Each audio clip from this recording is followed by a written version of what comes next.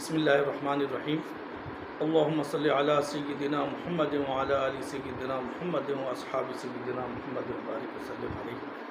تمام دوستوں کو السلام علیکم ورحمۃ اللہ وبرکاتہ۔ جیسا کہ آپ تمام بھائیوں کے علم میں ہے کہ میلاد النبی صلی اللہ علیہ وسلم کا مہینہ ہے، اور بہت سارے لوگ میلاد النبی صلی اللہ علیہ وسلم کے منانے پر اعتراض کرتے ہیں۔ میری ان حضرات کے سامنے کچھ گزارشات ہیں جو میں ان کی بارگاہ میں پیش کرنا چاہتا ہوں کہ اگر آپ میلاد النبی صلی اللہ علیہ وسلم کو نعوذ باللہ من ذالک بدعت کہہ کے، نئی چیز کہہ کے اس کا رد کر رہے ہیں، تو پھر آپ مجھے بتائیں، اور ہم پوچھنے میں حق بجانب ہیں۔ جو محدثین نے اصطلاحات وضع کی ہیں احادیث کے میں حکم لگانے کے بارے میں کہ یہ حدیث حسن ہے، یہ حدیث صحیح ہے، یہ حدیث ضعیف ہے، تو پھر آپ وہ جو حدیث کے لیے اصطلاح استعمال کی گئی ان کے بارے میں آپ کا کیا حکم ہے؟ کیا وہ چیزیں نہیں ہیں؟ وہ بھی تو نہیں ہیں۔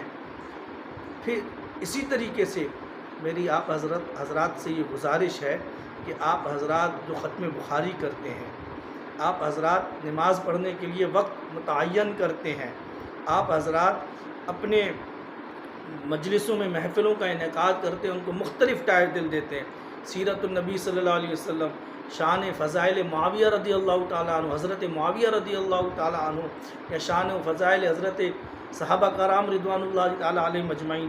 مختلف فرقے ہیں جو اہل سنت کے علاوہ ہیں جو اس طرح کے ٹائٹل اپنے محافل کے لیے وضع کرتے ہیں، تو ان کا ثبوت قرآن و حدیث میں کہاں پر ہے؟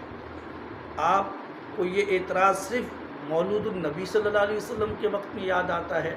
اسی طریقے سے اگر کوئی شخص دن متعین کر کے محفل کا انعقاد کرے تو آپ حضرات اس پر بھی اعتراض کرتے ہیں۔ میرے بھائیوں، دن کو متعین کرنا یہ بھی صحابہ کرام رضوان اللہ تعالیٰ علیہ مجمعین کے ذریعے ثابت ہے، جس طرح میلاد النبی صلی اللہ علیہ وسلم منانا اللہ کے رسول صلی اللہ علیہ وسلم سے ثابت ہے۔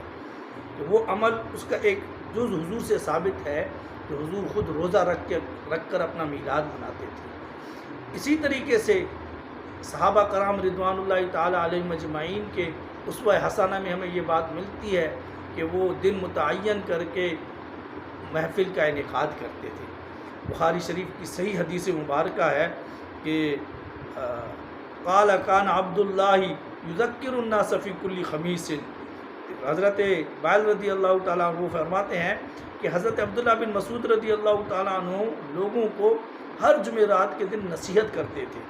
تو فقال له رجل یا ابا عبد الرحمن، تو ایک شخص نے ان سے کہا: اے ابو عبد الرحمن، کہ آپ جو ہے ہر روز لوگوں کو نصیحت کیا کریں نا، آپ ہر روز نصیحت کیوں نہیں کرتے ہیں؟ اور میں یہ چاہتا ہوں کہ آپ ہر روز ہمیں نصیحت کیا کریں۔ تو حضرت عبداللہ بن مسعود رضی اللہ تعالیٰ عنہ نے فرمایا: اما انہ یمنعنی من ذلک انی اکرہ ان املکم وانی اتخولکم بالموعظۃ کما کان النبی صلی اللہ علیہ وسلم یتخولون بها مخافۃ السامۃ علینا۔ تو حضرت ابن مسعود رضی اللہ تعالیٰ عنہ نے فرمایا کہ مجھے جس چیز نے باز رکھا ہوا ہے وہ یہ ہے کہ میں تمہیں ملال اور اکتاہت میں مبتلا کرنے کو ناپسند کرتا ہوں، اور میں نصیحت کرنے میں تمہاری اس طرح حفاظت اور رعایت کرتا ہوں جس طرح نبی اکرم صلی اللہ علیہ وسلم اکتاہت اور ملال کے خدشے سے ہماری حفاظت اور رعایت کیا کرتے تھے۔ اور حضرت ابن مسعود رضی اللہ تعالیٰ عنہ نے دن متعین کیا تھا کہ آپ ہر جمعرات کو انہیں نصیحت کرتے تھے۔ اب اس نے کہا تھا: آپ نے ایک دن متعین کیوں کیا ہوا ہے؟ اے ابو عبد الرحمن، آپ ہر روز نصیحت کریں، ہمیں ہر روز نصیحت کریں، آپ نے ایک دن متعین کیوں کیا؟